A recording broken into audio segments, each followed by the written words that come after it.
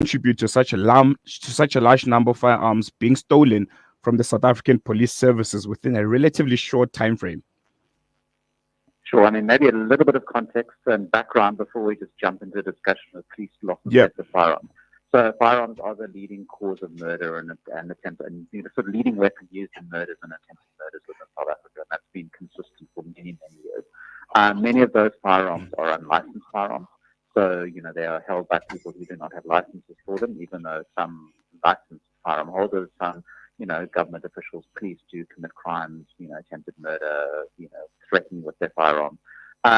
So that's the kind of context to this. And of course, all of firearm owners are responsible for loss and theft. So the police are not the only ones. So maybe just to start with police.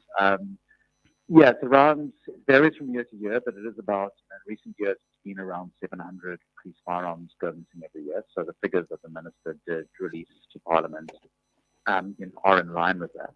And this is certainly nothing new. I mean, the police have been, regularly using weapons, and it's got to do with a variety of circumstances. Is that, most operational police have firearms on them, and they have to carry them on duty. Some of them take them home, and so police often are targeted for their firearms. You do see criminals going for police, so we've seen a number of instances happen. We've also seen many firearms seem to go missing at the police station level. So firearms that sit within the police armories or known as SAPS 13 stores. And for many years, there's been a challenge around some of the policing stations and their management of those 13 stores. So weapons either get misplaced or, people didn't have access to these armories, have access to them, or you've got corrupt individuals within these police stations who are selling or renting firearms to kind of criminals. So those are the kind of circumstances. I mean, one of the big scandals we had about 10 years ago was an individual, Colonel Prinsloo, who was in Gauteng, responsible for managing large quantities of firearms, was found guilty of selling thousands of firearms to gangs in the Western Cape and the Eastern Cape, and that led to dramatic increases in violence. So there have been problems around the police and problems of leakages, but I mean, we also need to look at the context of where else are lost and stolen firearms. Where are the other problems? And if we look at the police of around 700 to 750 a year, if you look at private firearm owners, so, normal individuals who acquire firearms for self-defense or those employed in the private security sector, their last financial year, there were 8,000 weapons that were lost by that particular group of gun owners. So the police are not, entirely to blame for the problem of kind of illegal firearms. They're one of many actors, but certainly there's a lot that can be done in terms of improving firearms control with police. No, definitely. I know this might sound like a pretty obvious question, but from a criminological perspective, how do stolen police firearms impact crime rates and public safety? I'd just like us to maybe make the distinction between the actual firearms that are stolen from officials like SANDF and SAPS, and those that are just bought and sold on the black market. I'm sure when investigations are made, maybe into murders or into robberies, these firearms can be traced, and I'm sure a certain number might be belonging to the South African Police Services or the SANDF. Does it make a significant effect on our crime rates, the firearms specifically coming from state resources? It's not really. I mean, it's the kind of police firearms are very similar to the firearms that are used by kind of normal average people who have firearm licenses. Because most of the firearms that are stolen from police are handguns, so they're pistols or revolvers, mainly kind of pistols, sort of 9mm pistols, for example. And those are the sort of weapons that most gun owners in South Africa would have. It's quite the police don't release the statistics and data on it around to what degree police firearms are used in crime and what degree formally kind of licensed firearm holder firearms are used in crime, because often identifying marks are removed by criminal syndicates so that in case they are caught with these firearms, they can't be linked to a theft of a firearm, for example. Police firearms, they do have ballistic printing, so there's records of most police, or supposed to be records of most police firearms in terms of ballistics. So if a firearm has been used in a crime, and you've got the kind of ballistics evidence, and you can trace it back to a firearm, then you can see this is the case. To give you an indication, there were, the case involving Princeler, where these thousands of firearms were sold to gangs. Ballistic evidence did link it back to these firearms. So, Mm, those particular cases in the gang wars in the Western Cape, kind of police corruption can be kind of blamed for some of that violence that transpired. But generally, the weapons that are secured by criminals are handguns. Of course, when you've got police, specialist elements in the police who have semi-automatic weapons, for example, or military where there's fully automatic weapons, these tend to have an impact on cash and transit hijacking mm, because this is the type of weaponry that those gangs need. And so that type of weapon, the more powerful weapon, is mm, mm. No, definitely. I'm pretty sure South Africa is not the only country that's battling with firearms from the police or the army being stolen. Are there any international practices or successful case studies from other regions that South Africa can draw upon to strengthen maybe its approach to preventing theft of police firearms? I mean, certainly, I mean, globally, I mean, South Africa is in the top 10 in terms of, most violent country with firearm violence and problems around firearms control. There are many that are sitting within sort of Latin America, and obviously there are a few countries in Africa that are in a state of war. But there are international standards that have been devised by, United Nations kind of expert groups. There are, different manuals and guidelines that have been devised. World Health Organization has developed guidelines on these issues as well. There are kind of many sort of technical agencies that have done it. So there's a really good guidelines and working papers and manuals that can assist. And South Africa is on the right path. A lot of it has to do with having a proper management software system, electronic system in place. Kind of tightening up the licensing procedures. Because, for example, within South Africa, we don't have an electronic system that keeps track of all the weapons that are held by the police and police armories. It's all done on a manual system. So, and there's problems around, dysfunctional electronic system around the licensing of firearms in South Africa. So this is all of, what's often referred to as stockpile management. So there have been moves within South Africa to improve the system. They've kind of put out a call for proposals for companies to develop systems. I understand the system is in the process of being developed. So I think it's kind of the future is looking better, but there's still a lot of work to be done. Mm, mm. Dr. Guy, I want us to go on a quick break, but before we do, maybe you can answer this, when we come back. Given the timeline of, April 2021 to July 2023, I think that's, the theft of these stolen firearms has taken place. Is there any suggestions of a change in practices in law enforcement or or policies aimed at curbing the theft of firearms during this period? Is there something that we can look forward to, solutions essentially on how this problem can be curbed before it ultimately gets out of hand? But then you're going to answer that after the break. Uh, Hello. Hello? Yes, Yes, I'll wait yes. on So hold after the break. yes, we'll chat after the break. Rejuvenating media day by day. This is Salam Media.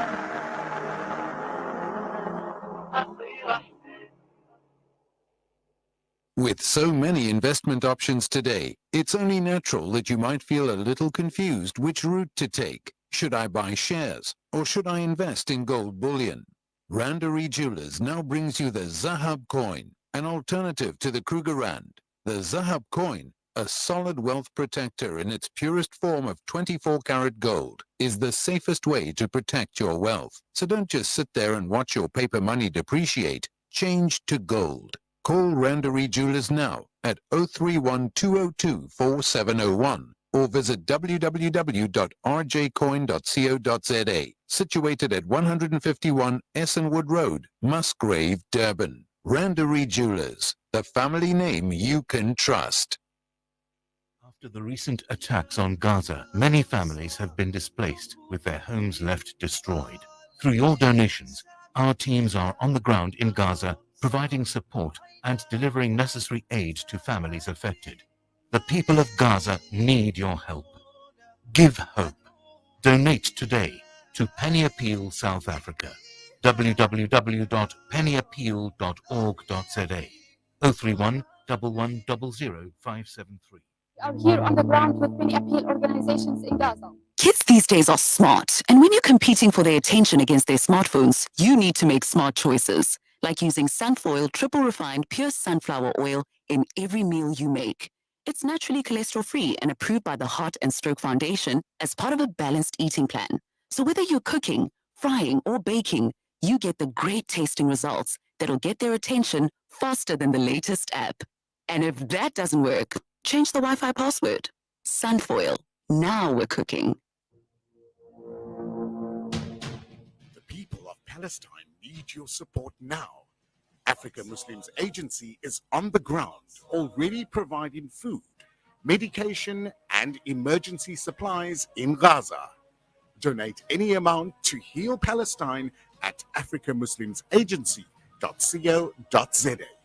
Africa Muslims Agency, empowering, educating, inspiring. World-class financial services only at Sapphire Global, your financial partner. If you are looking for Islamic, Sharia, and ethical financial products, look no further. Sapphire Global offers a wide range of financial service offerings from short-term to life and investments. A full-service center with all financial requirements under one brand. Our highly skilled and experienced consultants are ready to help protect your financial future. Contact us on 041 001 0184 or visit our website on www.sapphireglobalfs.com. Sapphire Global is an authorized financial services provider. Rejuvenating media day by day. This is Salam Media. Welcome back. The time is 21 minutes past 8. We're still talking to Dr. Guy Lamb, dissecting a really shocking revelation. The Minister of Police disclosed that a staggering 1,725 official SAPS firearms were stolen between April 2021 and July 2023. And these firearms are now on the streets. They are used in criminal activities of all kinds, putting you and I, South Africans, at risk. Before we went to the break, I asked that guy that between that time period of April 2021 to July 2023, has there been any kind of measures, that government has put into place to curb, this, really threatening and really scary, phenomenon of the theft of firearms of our police services. Dr. Guy, if you can, maybe just answer that for us. Thank you for staying on the line. Can we expect something different as time, goes by, from our government to curb this phenomenon, which is essentially putting more guns, on the streets of South Africa, which is already struggling with high crime rates? I mean, there are multiple things that can be done. I mean, certainly the kind of period of time you're talking about, I mean, what the police tried and which has been relatively successful in the past in relation to firearms or what's called the high-density operations. So they would identify areas where there's high levels of criminality, particularly certain types of crime. So if there's high levels of gun crime happening, for example, they would target a specific area. They would send in a lot of police, often in cooperation with military, and then to arrest, those who are, in possession of illegal firearms or wanted persons. So that worked quite well, certainly in early to mid 2000s, in terms of bringing down the murder rate, particularly firearm levels of murder. So the police have been trying that in recent years through Operation Chanela, and it's not as focused as the previous operations. The previous operations, tended to be focusing predominantly on firearms. Chanela's looking at all categories of crime, so it hasn't been as effective as previous operations, certainly in the sort of early to mid 2000s. So that's one thing that police have been trying. A second thing that they've been trying is to amend the Firearms Control Act. And what they're trying to do is, the thinking behind it is that, if there are less legal firearms in the hands of South Africans, it means that less firearms will be stolen or lost and less firearms will enter the legal economy. So they've been trying, certainly over the past couple of years, to amend the Firearms Control Act. And what to do was to remove the provision that people could get a firearm for self-defense. And of course, this met with massive resistance, particularly from gun lobby groups. So the legislation stalled. So the police have sort of been trying to kind of find ways and means to kind of move the process forward, but it's certainly been stalled. And that would, I suppose, address some of the issues around it. And what the police aren't trying to do now is do, more effective audits of their police holdings. So this is going to take a bit of time moving forward. But it's the key gap at the moment is very much around ammunition management, because you can have firearms that are stolen, but they are largely useless and they can't cause harm or much harm if there isn't the ammunition around. And it seems as though criminals are able to gain access to almost unlimited amounts of ammunition if we look at the types of violence that we're witnessing in South Africa. So that's certainly one thing where I think needs to be prioritized to try and plug the holes where individual, criminals and criminal groups are acquiring the ammunition from. No, definitely. I think, every single person, I would assume, every South African, sitting at home right now, the first thing that might be coming to their mind is maybe I should get a gun myself. Looking at all the guns that are flooding South African streets, is that a solution? Maybe, for South Africans to, try and, be safe. Seeing at how things are currently going, would you advise people to try and maybe get firearm licenses and try to get guns themselves for self-defense? I mean, I wouldn't be in a position to advise. All I could do is talk about what we know and don't know about gun action. So the problem in South Africa is we don't have a lot of data on this.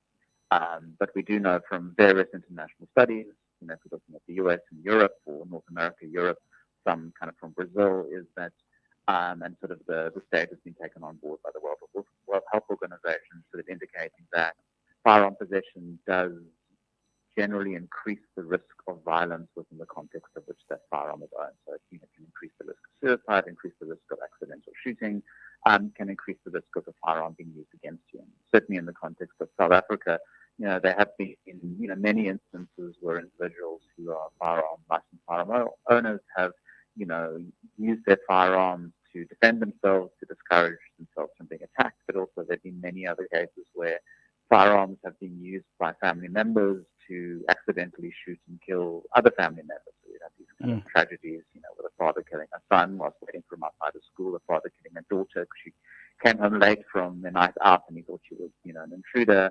But also the problem in South Africa is that because firearms are sought after by criminals, some firearm owners have been specifically targeted for their firearms.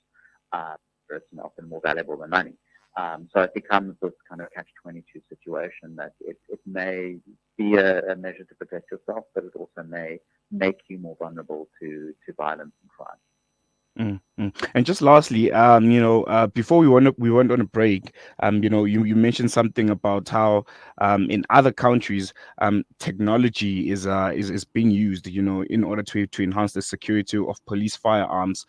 Could maybe such, systems, be introduced in South Africa? What kind of systems are they? Maybe I should put it out there to prevent the unauthorized use and the theft of firearms. What role can technology play to ultimately curb this problem? Yeah, I mean, there's sort of loads of off-the-shelf solutions because, if you look at it, firearms are like stock, firearms are like assets.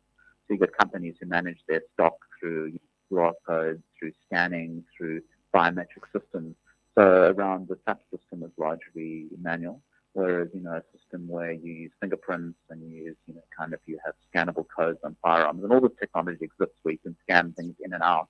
You can only access the firearms with sort of a fingerprint. You've got technology that kind of links your particular, thumbprint or fingerprint biometrics to a particular firearm. Otherwise, they can't be used by anybody else. So there's all this kind of technology out there. And I think, there's sort of been hasn't been movement on this in the police because it's very expensive for the large quantities of firearms that they have. Also it's around a sort of institutional resistance on this issue. But certainly the products are out there, and if there were resources and a strong commitment to do something about it, they could. And there seems to be a movement in this direction, but it's certainly taken quite a long time for it to happen. All right. Thank you so much, Dr. Guy Lam, for joining us here on Salam Media and dissecting this really concerning issue of firearm theft. We hope to chat to you soon, and goodbye. Thank you so much. Bye-bye. Yeah, really, really concerning stuff there. Almost 1,700 firearms being stolen from the SAPS. This for me is just, mind-boggling. The police are, people that essentially we should be trusting. These are the people that you should be trusting with your lives, the lives of your kids, knowing that if there's ever a problem, or something gets stolen from your house, you can call them and by international practice and standard, they should be able to help you out. But here in South Africa, they themselves are failing to protect their own assets, and the most important and dangerous of all assets that they're failing to protect are their firearms. Should be worried.